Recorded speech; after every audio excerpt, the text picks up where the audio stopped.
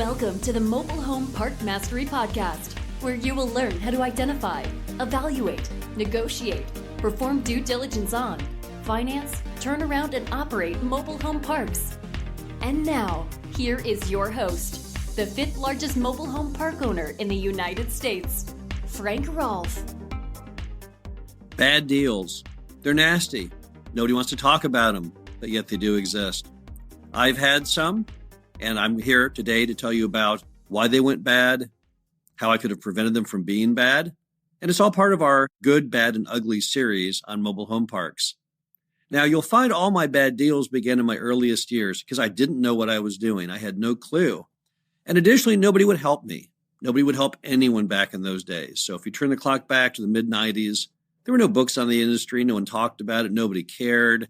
You were completely on your own. All you had to go by was urban legend, stereotypes, bad stigma about mobile home parks. First thing I ever did when I bought my first park, ran out and got a concealed handgun license.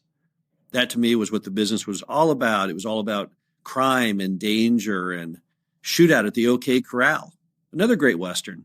But no, that isn't truly what the business was about. However, I wish I knew more than I did back then because I would not have entered ever into a bad deal because some of them are so stupidly simple to see the problem, you would never do them, right? But I did. So let's look at the first deal. The first deal I did that was just a terrible deal, and I won't give the names because these deals have passed on to other owners now, and there's no reason to burden them with people knowing about those deals. But the first one I had was in a small town in Louisiana, out near Shreveport, not in Shreveport, about 45 minutes away from Shreveport.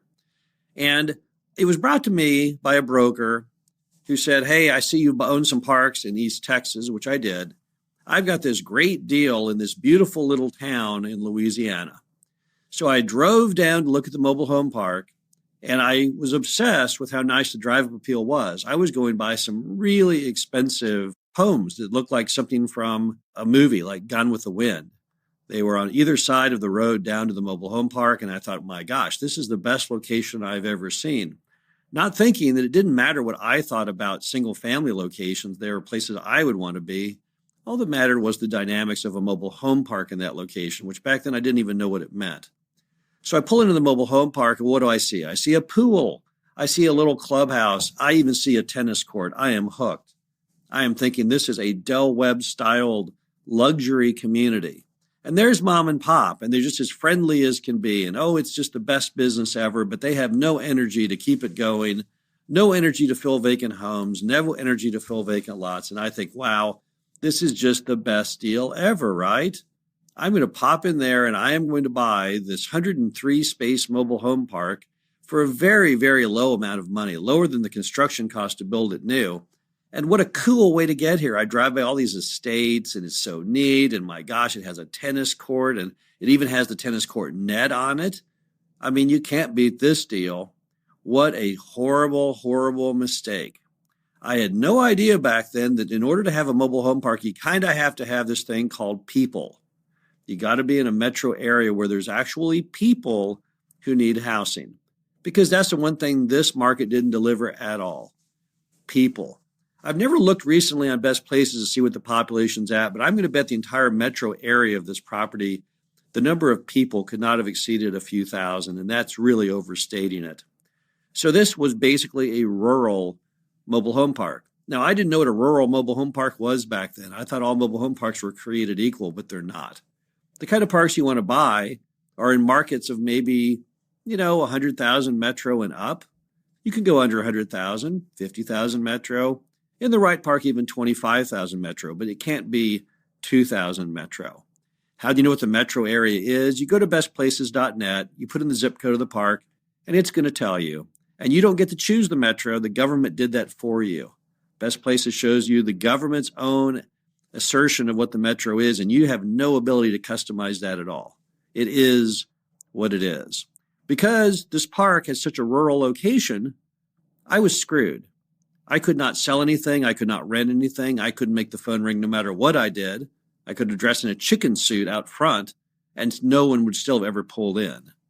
As I realized that there was no market, then I got weak on collections. I was afraid to lose any customer. Customer didn't pay the rent. I'd go to them and say, hey, you're not paying the rent. What can we do to get you to pay the rent? They sometimes would say, well, reduce my rent. Or they would say, I'll try and pay you next month. Or how about I pay you $50 a month till I get my job again? Total train wreck. The only good news about the property, I guess, I sold the thing, fortunately, and got my money back out because I'd bought it so cheaply that I was able to sell it to the next sucker who thought maybe that they could make a go of it. And they got a huge luck out. They hit oil and gas under it. I sold the mineral rights with the park, didn't know any better. There weren't any mineral rights back then of any value. Then they invented horizontal drilling and fracking, and lo and behold, they hit oil somewhere in the proximity, and the oil money was enough to pay off the park. So I guess rural areas can, if you're incredibly lucky, be beneficial if there's oil and gas nearby. But in most of America, there's not. So rural properties, bad idea, bad business model. Don't even think about it. Next mobile home park was also in Shreveport, Louisiana. As you'll see here, 2 of my 3 stories all revolve around Shreveport, Louisiana. I'm not going to condemn it altogether, but it is a very, very tough market for mobile home parks to succeed in. This park had bad market dynamics. I didn't know what market dynamics were back then. Who did? Who knew how mobile home parks worked? Nobody. So it was a mobile home park down the street from a McDonald's, north side of Shreveport. I didn't know any better. I thought, wow, look, there's a McDonald's. That's pretty cool. I can pop in there and get one of my beloved bacon, egg, and cheese biscuits when I go out to visit the park. That's pretty neat. I should have known there was a problem because during my due diligence, I found that the former owner had in fact hung herself in the clubhouse when the deal before me fell through. That's a bad ominous sign. When you so hate the property that you hang yourself in the clubhouse because the guy cancels the contract, not a good sign. And that's who I was buying it from was her son. So that should have made me think twice, but back then I wouldn't have known any better anyway. I couldn't have thought twice. I didn't know what I was doing. So what happened to me on this deal? Why was the deal so bad? Well, the problem was single-family home prices were very low. Apartment rents were very low. No one needed a mobile home park. So who lives in a mobile home park when no one needs one? Yeah, you guessed it. The people who are so bad off that they can't even live in that cheap apartment or that cheap home. So I had the dregs of the dregs living in the mobile home park. And then the problem was no one wanted to pay this thing called rent. Rent requires money. Rent's not any fun. So my residents thought, well, you know what? There's a lot of things I would like to do in my life, and none of them include paying rent, so I guess I won't. Some months I was filing eviction on as much as 25% of the park in a given month. Think about that for a moment. This park had about 60 lots, and I was filing about 15 evictions a month. That's terrible. Absolutely terrible. But yet there I was. I was in that Shreveport, Louisiana evictions court so frequently, it was insane. I maybe should have rented an apartment across the street. Would have been cheaper than the hotel bills. But unfortunately, that's the way it worked out.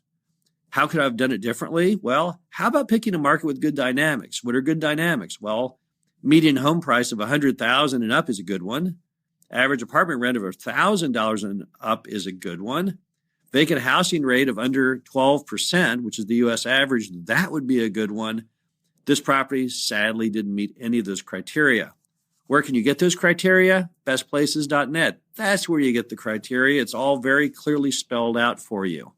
And hopefully, when you do that, you'll do a better job than I did, because back when I did this, there was no best places and there was no way to tell what was going on. You just basically did it and you prayed it worked, and often it didn't. And that was the mobile home park business in the mid-90s. So thank heavens we're in 2017 today. Now, my third bad deal is not necessarily a deal itself that's bad. It's a concept that's bad. And what happened to me was it was bad due diligence. I had done a terrible job of doing the due diligence because I didn't know what due diligence really was back then or what my rights were as a mobile home park owner or a mobile home park buyer. The property is in downtown McKinney, Texas. It's still there. And here's how this deal went down. That's why I ranked this as a bad deal, because it was such a horrible opportunity loss. I was so gullible, so stupid back then. So I have this property, mom and pop owned, phenomenal location. If you've never been to McKinney, Texas, it's a city in a renaissance. And I could have been part of that renaissance. The mobile home park is right in downtown. Downtown was getting super classy, boutiques, fancy restaurants, great location. So what happens to me? How could this deal go bad? I have it tied up at a great price.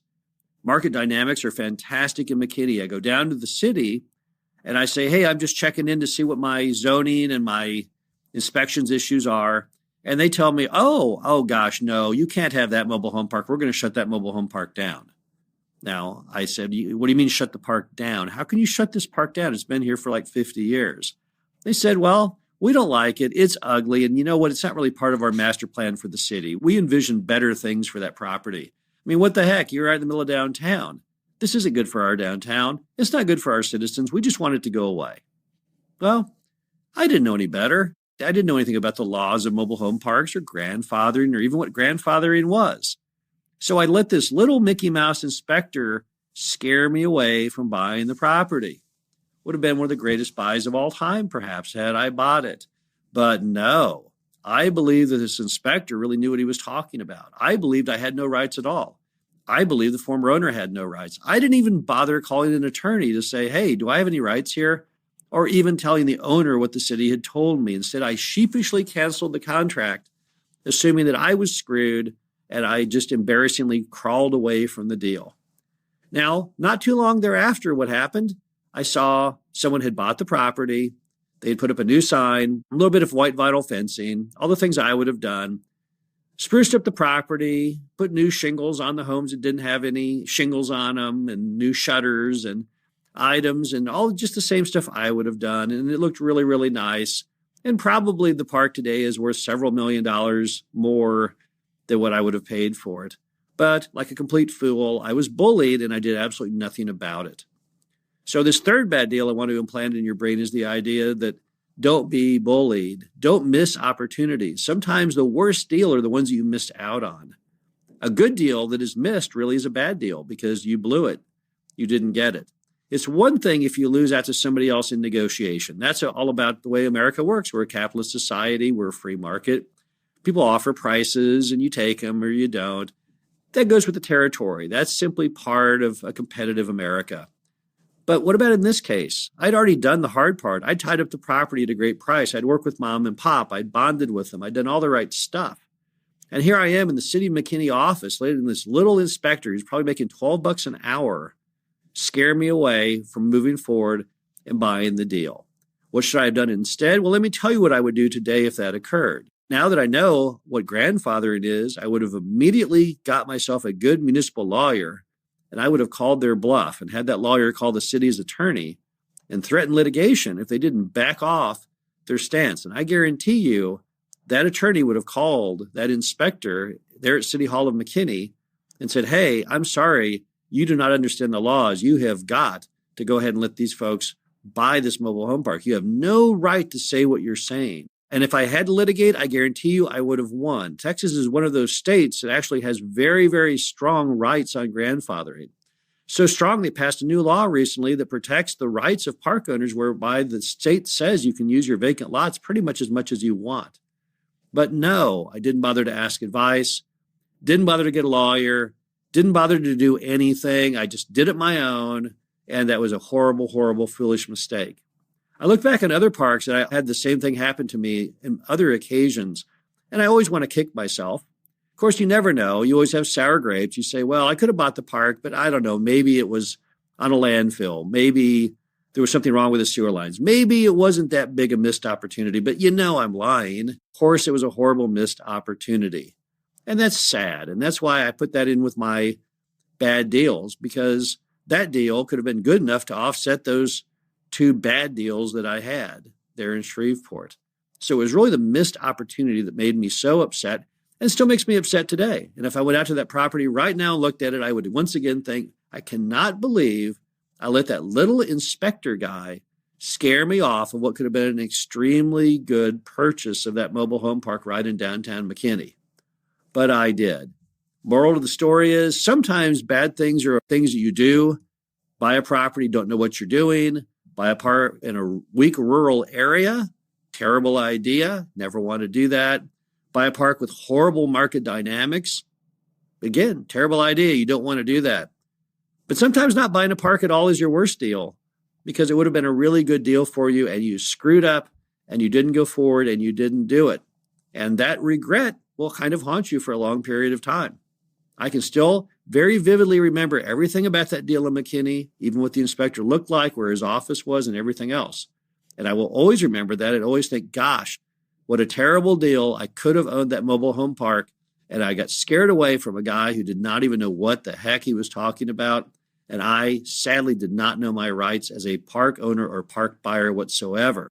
In our next podcast, we're going to go over really, really ugly deals. These are some of the worst deals I've ever seen. Those bad deals weren't too bad for me. In both of those cases, I got my money back. But these next three I'm going to go over are things that are so unbelievably horrific that you can't even walk away from them. Now, fortunately, they're not deals that I own. These are deals of people I know who own parks, or deals I've heard of through urban legend of people that had parks. But it'll give you an idea of how bad things can really, really be. So join me again for our next Mobile Home Park Mastery podcast. We're going to be talking about really, really, really ugly deals. Thank you for listening to the Mobile Home Park Mastery Podcast.